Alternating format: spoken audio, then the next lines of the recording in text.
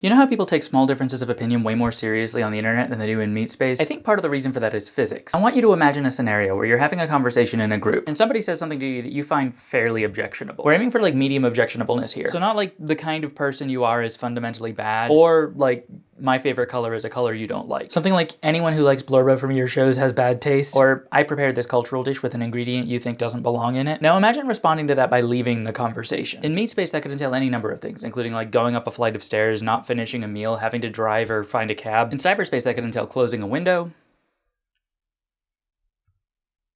Yeah, that's it. There's a strong force in meat space interactions pushing people to navigate difference peacefully. And it's just the fact that it's taking place in physical space, and traversing physical space takes effort. It's also, as a consequence of that effort, an extremely significant social gesture. If somebody says something at dinner and somebody else gets up and leaves, that's gonna change the whole tone of the evening. When you walk out of a chat room, will people even notice?